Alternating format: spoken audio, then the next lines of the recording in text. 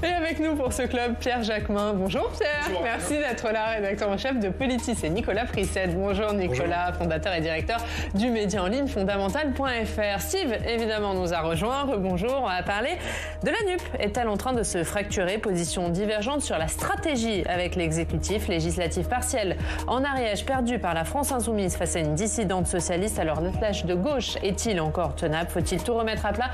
La France Insoumise plombe-t-elle la NUP? Vous nous direz ce que vous en pensez. Quelles conséquences de ces divisions dans la bataille contre la réforme des retraites alors qu'Elisabeth Borne consulte les parlementaires et les partenaires sociaux aujourd'hui? Sur quoi peuvent aboutir ces discussions? On va en parler. D'abord, on regarde ensemble l'actualité dans nos régions.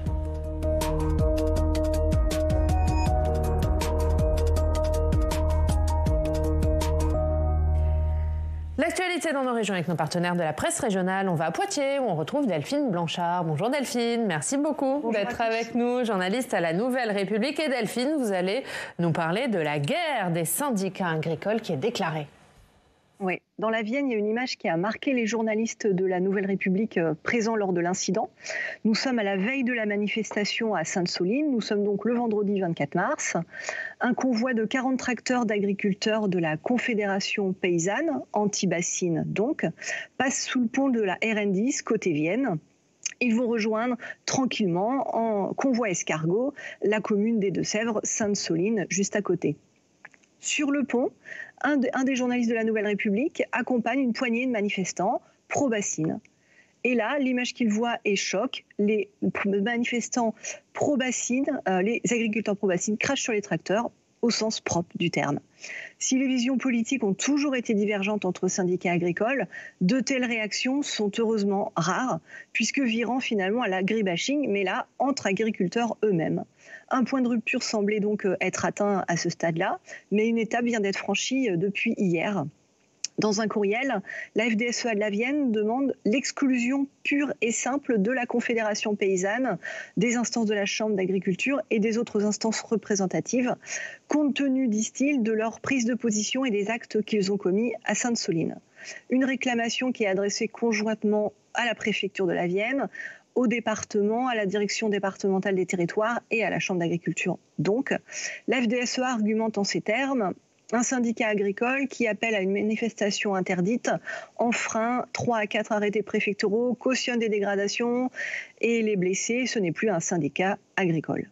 Pour rappel, dans la Vienne, la Confédération paysanne possède que 2 sièges dans le collège des chefs d'exploitation et assimilés de la Chambre d'agriculture.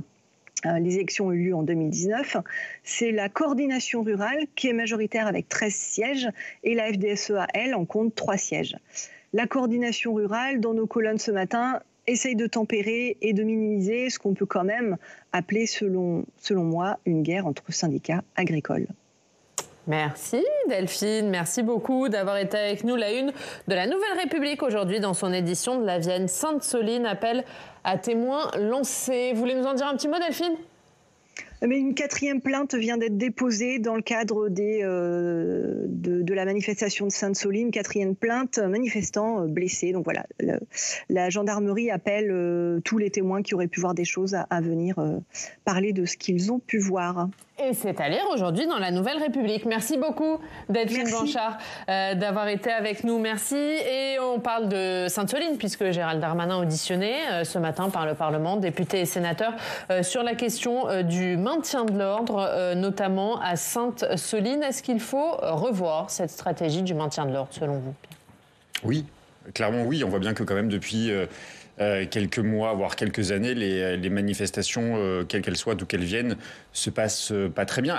Elles se passaient pas si mal que ça quand même depuis le début du mouvement social, je pense au mouvement des retraites qui était organisé par l'intersyndicale. On voit que dès lors qu'il est question de mobilisation écologique, de mobilisation plus locale, les fameux ZAD qui sont maintenant la cible de M. Darmanin, ça devient de plus en plus compliqué. Donc on n'est plus dans une stratégie de maintien de l'ordre. D'ailleurs, les personnels des forces de l'ordre qui sont envoyés sur place ne sont pas nécessairement formés au maintien de l'ordre. C'est dit par beaucoup. Nous, on a interrogé à Politis des policiers qui reprochent justement la stratégie de M. Darmanin ou des préfets de ne pas mettre au devant des manifestations des policiers, des gendarmes qui sont principalement formés justement pour maintenir l'ordre. Mais il y a à la fois la stratégie ce qu'on appelle la doctrine de maintien de l'ordre, mais il y a aussi la stratégie qui consiste un peu à mettre de l'huile sur le feu. C'est-à-dire, quand vous décidez d'interdire des manifestations, des mobilisations, forcément, vous tendez la relation avec ceux qui expriment une revendication et qui expriment une inquiétude, ce qui est le cas de Sainte-Soline. Les manifestants, les 3 organisations qui appelaient à la manifestation, appelaient à une sensibilisation générale sur le sujet qui était la manière dont on pompe les nappes phréatiques qui sont aujourd'hui, dont on sait que la denrée est absolument, se fait de plus en plus rare. Donc c'est ça qui est... Est-ce qu'il y avait que des manifestants pacifiques? Est-ce que c'est pas la crainte de manifestants radicaux qui a poussé le gouvernement? Mais pourquoi il y a des manifestations radicaux qui viennent, si ce n'est parce que précisément M.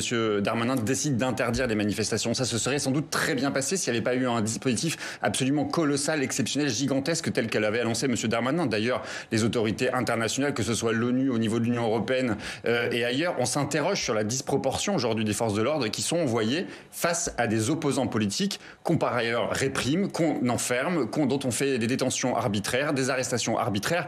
Il y a plus de 1400 depuis le début du mouvement social, arrestations qui ont eu lieu, garde à vue, 74% sont suivis de non-lieu. Il faut s'interroger sur cette doctrine. Voilà. Moi, je réponds aussi oui à votre question. La doctrine doit être adaptée, révisée, et les moyens aussi. À partir du moment où on sait qu'il y a un risque de débordement, qu'il y a des gens qui viennent, qui ont été identifiés, qui sont déjà suivis par les services de police parce qu'ils ont des comportements potentiellement violents, à partir de ce moment-là, il faut se poser la question de savoir comment on les prévient et qu'on évite surtout d'en arriver aux affrontements et aux risques physiques et humains. La doctrine du maintien de l'ordre à la française, elle est héritée de l'après-Première Guerre mondiale et elle tente de mettre fin à tout ce qui s'est passé pendant un siècle et demi avant, à savoir des émeutes, des morts, moment où on est obligé d'envoyer les troupes contre... des manifestants contre des grévistes au tout début du siècle. Bon, ces choses-là, elles devaient être réglées et malheureusement, l'évolution des technologies, l'évolution des modes d'action et de mobilisation fait qu'il faut y réfléchir à nouveau, faire en sorte qu'à partir du moment où on peut éviter ce type de rassemblement, il faut absolument les éviter parce que on le sait, les gens qui viennent à cet endroit-là, c'est pas seulement pour manifester en disant on n'est pas d'accord avec les bassines, c'est aussi pour se battre et ils sont équipés pour se battre. Donc à partir du moment où on le sait, il faut absolument prévenir les choses. Ouais, Pierre, là-dessus, et Laurent Marcangel, qui était là il y a quelques minutes, disait qu'il y aura une commission d'enquête, qui souhaite une commission d'enquête sur les violences des manifestants envers les forces de l'ordre. Oui, il y a des violences de chaque côté. Ça, c'est la réalité. On ne peut pas les nier et elles sont condamnables de chaque côté. Que ce soit les violences faites à l'égard des forces de l'ordre ou que ce soit les violences faites à l'égard des manifestants. Mais il n'est pas possible aujourd'hui que dans une démocratie française, on se dise « Tiens, je vais aller manifester pour un droit, pour sensibiliser, pour mon environnement » et revenir d'une manifestation avec un œil éborgné, un pouce en moins ou des blessures. Il y a plus de 200 blessés après Sainte-Soline, dont 2 extrêmement graves. Comment c'est possible que dans notre démocratie, on ne puisse plus aller manifester dans de bonnes conditions? Et je fais le parallèle avec les manifestations qui ont lieu sur la réforme des retraites. Emmanuel Macron et son ministre de l'Intérieur sont dans une stratégie d'intimidation. On a fait dans le numéro de cette semaine de Politis, on a réuni une vingtaine de personnes qui sont victimes de violences policières. Quand je dis victimes de violences policières, c'est pas forcément des violences physiques. Il y a beaucoup de violences physiques, mais c'est aussi les violences psychologiques, les détentions arbitraires, les gardes à vue, les insultes, les intimidations. Ça consiste en quoi si ce n'est intimider les Français qui voudraient se mobiliser à aller dans les manifestations? C'est la première des choses. La deuxième des choses, c'est la stratégie qui consiste à interdire des manifestations. Il y a eu énormément de décisions de préfets d'interdire, d'annuler des manifestations. Ça a été retoqué hier par le tribunal administratif. Rendez-vous compte, c'est pas la première fois que le tribunal administratif se saisit lui-même pour dire attention, vous rendez des avis d'interdiction de manifestation trop tardivement qui ne permettent pas aux manifestants de reprendre des recours. Donc là aussi, il y a une stratégie quand même qui consiste à verrouiller quand même les oppositions. Et je le disais, dans quelle démocratie sommes-nous pour, martyriser, matraquer parfois les manifestants, les enfermer, alors que 74% des gardes à vue aujourd'hui finissent par des non-lieux. Mais c'est ça qu'il faut interroger. Ça devrait nous interroger tous quand même sur l'état de notre démocratie aujourd'hui. Ce qui devrait interroger, c'est comment on en arrive là. C'est-à-dire pourquoi il y a des gens qui se mettent à devenir ultra-violents et à agresser la police et à obliger la police à être dans un dispositif de riposte qui... et je le déplore totalement, produit des blessures. Ce dispositif de riposte, il doit être adapté, je viens de le dire il y a une seconde, mais la question démocratique que vous soulevez, il n'y a pas qu'une question démocratique, il y a aussi après une question d'éducation et de comportement et de dérives, qui sont des dérives à la fois personnelles et collectives, qu'il faut absolument aussi prévenir, et plutôt que guérir. Après, sur le fonctionnement de la démocratie, on est tous d'accord pour dire qu'il y a beaucoup de choses dans ce pays à remettre dans l'ordre et à introduire davantage de participation citoyenne. Par exemple, c'est une des idées, mais il n'y a pas que ça, et faire en sorte que, eh bien, une fois que des décisions ont été prises, elles soient respectées et éviter que le seul moyen que certains jugent nécessaire ou légitime, ça soit la violence, parce que la violence, c'est la fin de la civilisation. Nicolas, la première des violences, elle est dans le 49.3. La première des violences, elle est dans, la manière dont le gouvernement est sourd des revendications écologistes. Elle est dans la manière dont M. Darmanin si vous dites ça, à ce moment-là, vous dites qu'une majorité, élue est illégitime. Donc c'est incohérent. La première des violences, elle est dans la manière dont M. Darmanin parle des écologistes comme des écoterroristes. Il va sur le terrain de l'extrême droite, il reprend les termes de l'extrême droite pour décrédibiliser une mobilisation qui est parfaitement légitime. De tout temps, les écologistes sont passés soit pour des fous, soit pour des ayatollahs verts, et aujourd'hui on les traite de terroristes. On en fait des écologistes. Mais c'est le discours de M. Darmanin. C'est le discours de M. Darmanin. Même le président de la République dit les gens qui sont venus à Sainte-Soline sont venus faire la guerre. Mais la guerre contre qui? La guerre contre qui? Ils viennent défendre l'idée qu'on ne peut plus pomper les nappes phréatiques qui sont déjà aujourd'hui vides. Par respect pour les écologistes non violents, ne les assimilez pas à ceux qui vont casser. L'amalgame, il est fait par ce gouvernement. Justement, Gérald Darmanin a répondu hier à une question sur ce sujet lors des questions d'actualité au gouvernement. C'était une question d'un député, la France Insoumise. On va écouter la réponse de Gérald Darmanin. Je n'ai aucune leçon à recevoir, monsieur le député, de votre part. D'abord dans le lien avec les extrêmes. Oui, l'ultra-gauche et l'ultra-droite sont les deux facettes d'extrémisme qui touchent la société française. Je n'ai aucune leçon à recevoir. C'est ce gouvernement qui a dissous notamment Génération Identitaire et de nombreuses milices d'extrême droite. Et quant au lien entre l'islamisme et la vie politique, vraiment venant de vous, ça ne monte pas de scène. Gérald Darmanin cite clairement la France Insoumise. Oui, bien sûr, il y a une posture politique qui consiste pour lui, mais pas que pour lui, pour une partie de la classe politique, à considérer la France Insoumise comme la principale force d'opposition et donc à être en attaque ou en réplique systématique face au parti de Jean-Luc Mélenchon. Donc pour Gérald Darmanin, c'est une posture qui est assez facile, assez simple, et ça lui permet d'être dans un discours assez récurrent contre l'extrême gauche, et aussi de se positionner, lui, et on l'a entendu, et vous avez fait référence à ses dernières déclarations, dans un discours et une posture de plus en plus à droite. Alors, il semble qu'il fasse le pari que pour 2027, il y ait une reconstitution sur la scène politique française et dans l'opinion d'un clivage droite-gauche, en essayant de tenter peut-être d'être celui qui incarnera l'aile droite, non seulement de la Macronie, mais aussi de l'opinion française. Donc ça, c'est sa stratégie politique. Est-ce que ça va se réaliser? C'est pas du tout sûr, parce que est-ce que les Français vont revenir à l'ancien clivage? Bon, on n'en sait rien. Mais en tout cas, c'est le pari qu'il tente, et qu'il tente de façon beaucoup plus appuyée ces derniers jours. Monsieur Darmanin a choisi son adversaire, voire son ennemi, et pardon, mais je n'ai pas entendu Monsieur Darmanin s'offusquer, s'indigner des faits, ou en tout cas des violences de l'extrême droite quand il s'est agi d'aller brûler la maison du maire de Saint-Brévin qui voulait accueillir des exilés sur son territoire. Je n'ai pas entendu Monsieur Darmanin quand il s'est agi des militants d'extrême droite qui ont brûlé la porte d'entrée de la mairie de Bordeaux. Je n'ai pas entendu Monsieur Darmanin. Il y a d'ailleurs un très bon papier, une très belle enquête aujourd'hui dans Libération, qui fait la une de Libération sur les violences d'extrême droite, qui cible 90 journalistes politiques, syndicats, avocats, et qui veulent en découdre avec ces gens-là parce qu'ils seraient nuisibles à la société française. Monsieur Darmanin a fait le choix d'un combat politique contre la NUPES, qui serait l'ennemi politique numéro 1, et aujourd'hui, en banalisant justement cette violence et le discours d'extrême droite qu'il reprend à son compte. Pardon, mais quand il va dans le JDD ce week-end pour dire aujourd'hui, il y a des éco-terroristes et c'est eux le danger, il fait un choix politique. Il fait un choix politique de banalisation de ce qu'est la véritable violence, qui est la violence d'extrême droite. C'est la première des menaces aujourd'hui. Le terrorisme, il parle de terrorisme d'extrême gauche, mais c'est le terrorisme d'extrême droite aujourd'hui la première des violences. Et il n'en fait pas son combat. C'est bien ça qu'on lui reproche aujourd'hui. Il n'a pas fait son combat, notamment du Rassemblement national, Non, il en fait. Personne. Comment dire, on est dans des débats depuis le début de la législature où les insoumis, notamment au sein de la NUPES, font le spectacle à l'Assemblée nationale et attirent toutes les critiques possibles et imaginables du gouvernement et de la droite. Pendant ce temps-là, on le voit, on voit notamment dans les sondages, la seule force politique qui en profite, c'est le Rassemblement national, et qui est très peu attaquée. Elle en profite d'autant plus. Donc il y a une situation, vous avez raison de le souligner, il y a une situation qui est assez paradoxale entre d'un côté une NUPES qui finalement a une influence et un gain et un pouvoir politique qui est très limité, et de l'autre côté un Rassemblement national qui ne l'a pas davantage, mais qui lui en tire profit. On va parler de la NUPES justement, puisque Steve, en ce moment, on a l'impression que ça craque un peu de partout. Ouais, pas besoin de Gérald Darmanin pour se diviser. Dernier épisode en date hier. Une délégation de députés et de sénateurs de gauche avait prévu de s'inviter à l'Élysée. L'initiative avait été lancée la semaine dernière par les parlementaires communistes qui avaient proposé à tous les élus opposés à la réforme des retraites de se joindre à eux. L'idée, c'était de remettre en main propre une lettre à Emmanuel Macron pour lui demander de retirer sa réforme. Hier, les communistes sont attendus. Les autres ne sont jamais venus, à part le député Bertrand Pancher, président du groupe Liberté et Territoire à l'Assemblée nationale.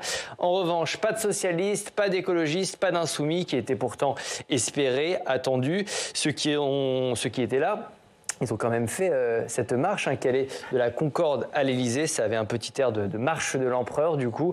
Peu de monde dans le cortège et quelques épreuves à passer, notamment l'épreuve des caméras. Écoutez. Nous avons voulu ce front unique. Après, moi, je vous invite à aller poser la question à celles et ceux qui ne sont pas là aujourd'hui. Si on est là aujourd'hui, c'est parce qu'on a un pays qui est encore en ébullition, parce que le gouvernement et le président de la République n'entendent pas retirer cette réforme. Les élus communistes ont été reçus à l'Élysée par le directeur de cabinet du président, Patrick Stroda. Ils ont pu lui remettre la fameuse lettre et échanger avec lui pendant une petite demi-heure. Et les socialistes ne se sont pas rendus à cette marche, ils avaient d'autres problèmes à traiter ? Oui, ils avaient peut-être un peu la tête ailleurs. L'affaire Martine Froger occupe les esprits. Pour rappel, une élection législative partielle a eu lieu le week-end dernier en Ariège. En finale du scrutin, on retrouvait d'un côté une dissidente socialiste, Martine Froger, de l'autre Bénédicte Taurine, députée insoumise sortante, candidate de la NUPES. C'est la première qui l'a emportée avec un peu plus de 60% des voix. La question est de savoir maintenant dans quel groupe va siéger Martine Froger. Et hier, la chef du groupe insoumis à l'Assemblée nationale lui a déclaré sa flamme. Écoutez. Pour qu'une députée qui a fait battre une députée de l'intergroupe de la NUPES siège dans le groupe socialiste. Et je suis sûr que beaucoup des socialistes seront d'accord avec moi sur cette question. Le problème, c'est que ce ne sont pas les insoumis qui décident si oui ou non Martine Froger va siéger dans le groupe socialiste à l'Assemblée nationale, mais bien les députés socialistes eux-mêmes. Rappel fraternel de camarade à camarade de la sénatrice socialiste Marie-Pierre de la Gontrie. C'était sur Twitter. En fait, c'est pas toi qui décide. Voilà ce qu'elle dit à Mathilde Panot. Ouais, ambiance, on va y revenir. Et pendant ce temps-là, Olivier Faure et Marine Tondelier, ils étaient à Matignon. Oui, le patron du PS et la patronne des écologistes ont accepté l'invitation d'Elisabeth Borne. La première ministre, on en parlait tout à l'heure, a entamé lundi une série de consultations avec les groupes parlementaires pour, dit-elle, tenter d'apaiser le pays. La double rencontre s'est donc déroulée hier après-midi. Olivier Faure et Marine Tondelier ont tous deux demandé le retrait de la réforme des retraites. Écoutez. Sur les retraites, on a été très très rapide. On lui a dit qu'il n'y aurait pas de paix sans retrait. Et quand je dis ça, c'est pas une menace de ma part, ce sont les faits. C'est l'état d'esprit du pays. Je pense qu'on est dans une impasse et que tant qu'il n'y aura pas de retrait sur cette mesure des 64 ans, on ne passera pas à autre chose, ni nous ni les autres. Pas de paix sans retrait de la réforme des retraites. À la NUPES, tout le monde est d'accord sur le fond. En revanche, la méthode à adopter face au gouvernement fait débat. Les Insoumis ont, eux, refusé de rencontrer Elisabeth Borne. Ils considèrent qu'il s'agit d'une diversion politique agitée par l'exécutif pour calmer la colère sociale. Ouais, on voit, division. Alors, pas sur le fond, puisque tout le monde est contre la réforme, mais sur la stratégie à adopter. Est-ce que la NUP est en train d'exploser ? Je pense qu'il faut faire le distinguo entre deux choses. Il y a ce qu'est la NUPES réellement. La NUPES, c'est la construction d'un groupe politique, d'une majorité d'idées à gauche qui s'est constituée dans le cadre des législatives et qui fonctionne plutôt bien à l'Assemblée nationale. Hier soir, s'est réuni l'intergroupe justement de la NUPES à l'Assemblée nationale. Je sais qu'il y a des divergences, il y a des discussions, mais globalement, la réunion en sort. D'ailleurs, ils ont sorti un communiqué en fin de réunion hier soir tard, où ils disent, grosso modo, nous allons continuer à travailler ensemble. Nous continuons de manière unitaire ce combat contre la réforme des retraites. On a d'autres échéances à venir qui sont évidemment actées dans le cadre de cet intergroupe. Et puis, il y a la vie des partis en dehors. Chacun a sa vie. Effectivement, le Parti communiste tente de faire cavalier seul. Les écologistes sont sur les routes de France avec leur convention, je ne sais plus quel est le terme utilisé, mais où ils vont voir les Français sur la question de l'écologie.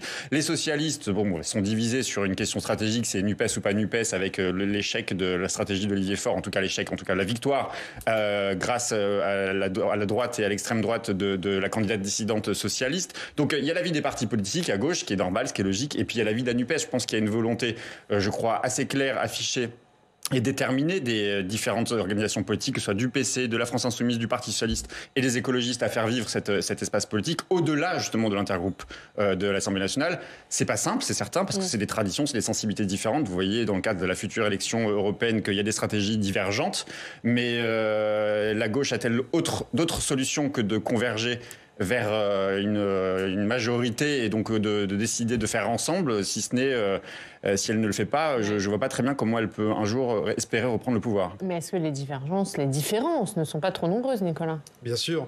Et on va voir au fil des semaines qu'elles vont s'affirmer de plus en plus. Pourquoi ? D'une part, vous l'avez évoqué, il y a les européennes qui arrivent. Et chaque parti va y aller tout seul. Il n'y a pas un label NUPES aux européennes, un label écolo, un label PS.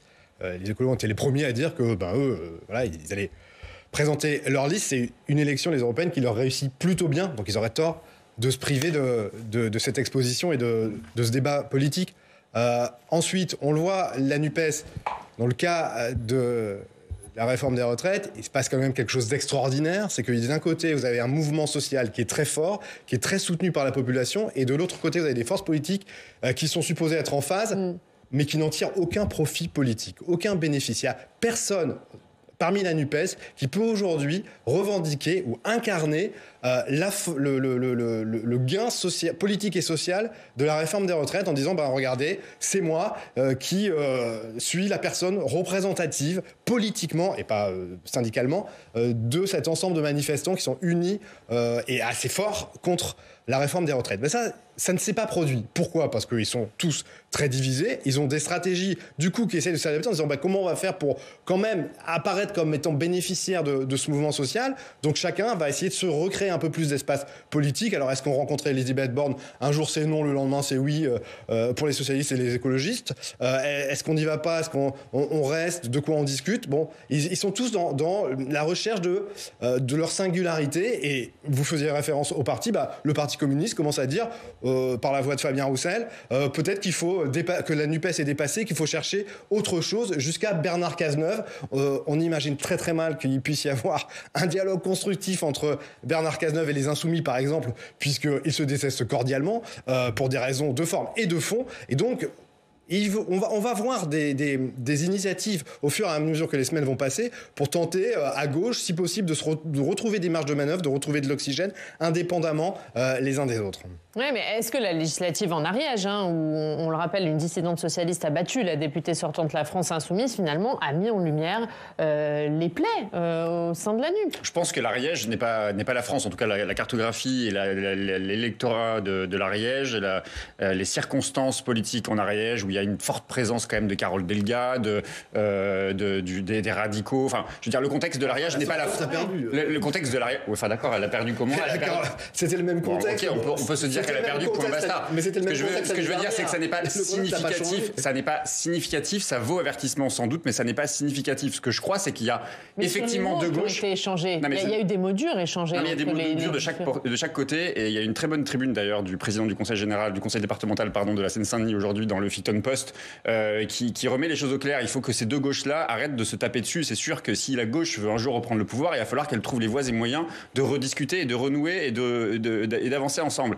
Là, il y a deux choses. Il y a la France insoumise qui est clairement majoritaire aujourd'hui à gauche, qui est un peu la colonne vertébrale de la gauche. Ça a été tranché au moment des législatives, qui elle est sûre de son choix, beaucoup trop sûre de ses choix sur le bruit, la fureur, et qui ne recule devant rien et qui ne veut pas faire ni son mea culpa sur la question de la démocratie, ni son mea culpa sur la question de sa stratégie parlementaire. Et de l'autre côté, il y a la gauche qui met des bâtons dans les roues de ce qu'est la NUPES, qui est la bande de monsieur Nicolas Mayer-Rossignol, Anne Hidalgo, Carole Delga, monsieur Cazeneuve d'une partie. Et eux, ils ont un peu la nostalgie d'un parti socialiste hégémonique. Et ben non, il faut qu'ils fassent le constat, comme l'a fait avec courage Olivier Faure, de se dire que le parti socialiste n'est plus la colonne vertébrale telle qu'elle l'a été pendant un demi-siècle dans le siècle passé, mais qu'il faut savoir rediscuter et donc trouver des voies de compromis. Ces deux gauches-là doivent faire leur introspection et leur propre mea culpa et leur critique. Et pour vous, l'Ariège, c'est uniquement local ou c'est le signe qu'il y a un affaiblissement de la France insoumise? Je pense encore une fois que c'est local, que ça n'a pas vocation à traduire en tout cas des conclusions qui seraient un peu trop hâtives. Maintenant, je pense que ça vaut avertissement, certainement,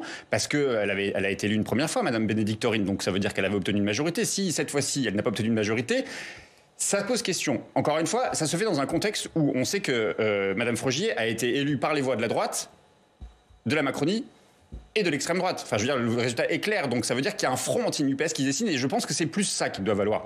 Alerte du côté de la NUPES sur la constitution alimentée par M. Darmanin, M. Macron, une partie de la gauche, sur ce qu'est la NUPES, qui serait aujourd'hui devenue anti-républicaine. Et je pense que là-dessus, il y a matière à travailler, à s'interroger, mais de chaque côté, de toutes parts, quoi. Je pense que chacun a une part de responsabilité sur la raison pour laquelle aujourd'hui la NUPES est devenue l'ennemi public, si ce n'est l'ennemi politique numéro un. Il y a un front anti-NUP qui est en train de se créer? Je ne suis pas totalement convaincu. Alors effectivement, on peut faire le constat que la façon dont la France insoumise spécifiquement se comporte à l'Assemblée nationale hérisse une partie des électeurs de gauche. C'est d'ailleurs, on a vu dès l'année dernière dans les sondages qui portaient sur les attentes des électeurs de gauche qu'il y avait une demande quand même de travail, de compromis, de négociation, y compris chez les électeurs insoumis. Et on a constaté effectivement que ce n'était pas le cas, qu'il y avait des postures qui l'emportaient et la volonté souvent de faire le spectacle. Donc ça éloigne une partie de l'électorat de gauche des insoumis. Mécaniquement, mais ça explique vraisemblablement la défaite de la France insoumise le week-end dernier. Donc oui, il y a sans doute une réflexion sur la stratégie politique à mener chez les insoumis qui fasse un jour la mesure des gains et des pertes politiques au terme de cette exposition assez exceptionnelle qu'ils ont à l'Assemblée et qu'ils n'ont jamais eu jusque-là. Sur la bataille, du coup, les conséquences sur la bataille contre la réforme des retraites. Parce qu'on voit l'intersyndicale reçu ce matin qui s'affiche uni et qui insiste pour montrer qu'il est uni. Et puis là, vous avez la gauche, Steve l'a rappelé, certains vont à Matignon, d'autres marchent devant l'Élysée, d'autres sont au Conseil constitutionnel. Est-ce que du coup, tout ça, ça affaiblit pas la gauche dans cette bataille ? On voit bien qu'effectivement, il y a une question stratégique majeure qui se joue à la fois du côté de l'intersyndicale et du côté des forces politiques. Mais je mets presque de côté la question des forces politiques parce que le temps aujourd'hui est venu à la mobilisation sociale, au mouvement social et donc à la stratégie de l'intersyndicale. On publie ce matin une tribune qui va sans doute faire râler une partie de l'intersyndicale, mais j'ai souhaité la publier sur le site de Politis parce qu'elle mêle les syndicalistes sans doute les plus combatifs, les plus engagés dans la lutte depuis le mois de janvier, avec ceux qui ont fait le plus de temps de grève depuis ces 3 derniers mois. C'est beaucoup des gens qui viennent des raffineries, des éboueurs. Voilà, ça fait 3 mois qu'ils sont engagés dans la lutte et dans les grèves, et qui s'associent à des intellectuels, avec Annie Ernaux, avec Édouard Louis, avec Robert Guédiguian et d'autres, qui s'associent pour alerter sur la stratégie de l'intersyndicale, qui tend à faire un peu du surplace, c'est-à-dire à ne pas vouloir aller plus loin et ne pas dire les mots tels que les syndicalistes, il y a plus de 300 syndicalistes qui signent cette tribune, ne pas vouloir dire les mots qui fâchent, c'est-à-dire grève générale, appel à un durcissement justement, et donc à ne pas aller négocier avec Elisabeth Borne pour obtenir je ne sais quoi dans le cadre d'une médiation. Voilà, cette tribune alerte sur cette stratégie du surplace de l'intersyndicale. Je la trouve intéressante, je suis pas d'accord avec tout parce que je la trouve assez injuste parfois sur la stratégie d'un certain nombre de personnes et de leader d'intersyndicale, notamment Sophie Binet, la nouvelle patronne de la CGT, qui a dit clairement on va au rendez-vous avec Elisabeth Borne, mais on n'y va pas pour obtenir une médiation, on y va pour obtenir le retrait. Donc je trouve que clairement les choses sont tout à fait claires et établies. Donc oui, je pense qu'il y a un sujet quand même de la stratégie de l'intersyndicale, même si l'unité a été sa force. Elle a aussi été le fruit de compromis, et on sait que les compromis ne mènent pas toujours à une radicalisation, je le dis comme ça, de la mobilisation. Ce qui serait peut-être nécessaire aujourd'hui, c'est-à-dire effectivement des appels à la grève générale, mais comme le disent les syndicalistes... Ils ont eu lieu ces appels à la grève générale. Jamais. D'ailleurs, vous connaissez le discours par cœur même de M. Martinez ou de M. Laurent Berger, qui est de dire, il ne s'agit pas de dire on veut la grève générale, et ils ont raison, ça ne se décrète pas la grève générale, c'est à l'échelle des entreprises. Ils ont appelé à bloquer le pays, ça ne s'est pas produit, donc ils n'auront aucune chance de réussir une grève générale. Déjà, si vous ne réussissez pas la première étape, comment réussir la seconde ? Donc cette volonté de radicalisation que vous relayez, c'est une volonté de durcissement, mais qui peut produire soit des débordements, soit un échec politique. Donc on peut comprendre qu'il y ait une forme de déception sur la stratégie de l'intersyndicale, puisque effectivement la réforme de retraite n'est toujours pas retirée, mais en même temps... aller à la limite de ce qu'est l'expression syndicale et puis dire un jour c'est pas de notre faute si on l'a dépassé, est-ce que c'est responsable ? Moi je me pose la question. Donc peut-être qu'il y a des imperfections dans la démocratie, on en a parlé tout à l'heure, et qu'il y a sans doute des choses à améliorer, c'est indubitable, mais tous les discours qui vont essayer de pousser les manifestants dans leurs limites physiques, c'est des discours qui sont dangereux, et l'intersyndicale a très prudemment et très finement éviter d'aller jusque-là, y compris Philippe Martinez. La question, c'est 30 secondes. La question, c'est comment les gens se font entendre. Les gens qui sont mobilisés, qui ont perdu un salaire depuis 3 mois. Non, pardon, non. Les gens sont mobilisés. Non, Nicolas, les gens, ça fait 3 mois qu'ils sont mobilisés, qu'ils sont en grève, qu'ils ont perdu un salaire. Ils ont l'impression de ne pas être entendus. Donc, à quel moment dans l'histoire, depuis qu'Emmanuel Macron a été élu, les opposants à la politique d'Emmanuel Macron ont été entendus ? C'est ça qu'il faut repenser. Et hélas, ça a été dans des moments où il y a eu des faits de violence. Et c'est ça qui est problématique, c'est qu'on ne se fait entendre qu'à partir du moment où il y a de la violence. C'est ça qui est problématique, c'est l'impasse qui est aujourd'hui... On a plus le temps d'en débattre, mais je n'y crois pas du tout. Vous viendrez en redébattre la semaine prochaine sur ce plateau. Merci à tous les deux. On regarde ce qu'elle a une de nos quotidiens régionaux.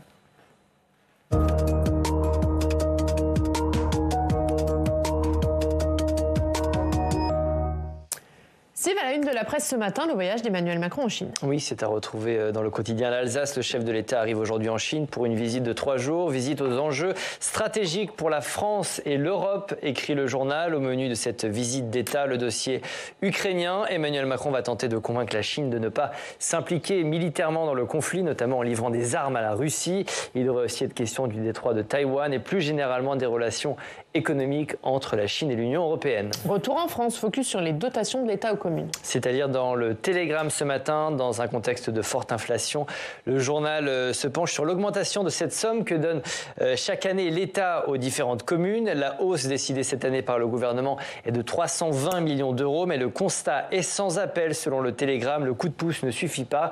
Il n'efface pas les difficultés sur le terrain, avec l'augmentation des factures d'éclairage public, la hausse des coûts du carburant ou du chauffage des locaux municipaux. Le compte n'y est toujours pas pour un certain nombre d'élus bretons. Bordeaux est en lutte ? Oui, pas de touche aux trottinettes à Bordeaux. Paris a, vous le savez, voté le week-end dernier pour la fin des trottinettes en libre service. Bordeaux Métropole ne compte pas en faire de même. C'est à la une de Sud-Ouest aujourd'hui qui nous dit que les Bordelais tiennent à leurs trottinettes en libre service.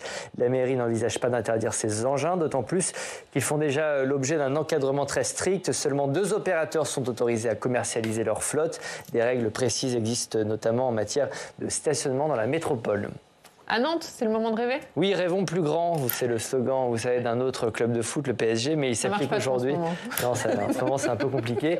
Mais le slogan s'applique aujourd'hui aux Nantais qui accueillent ce soir l'Olympique Lyonnais en demi-finale de la Coupe de France. Presse Océan titre sur ce match au sommet. Le stade de la Beaujoire sera plein à craquer. Les Nantais rêvent de retourner au Stade de France pour disputer une nouvelle finale. On rappelle que les Nantais sont les tenants du titre. Merci. Ça aurait pu être Marseille, mais c'est pas Marseille. Ouais, non, du coup, non plus. Ni Marseille, ni PSG. Comme ça, c'est réglé. Merci beaucoup, Steve.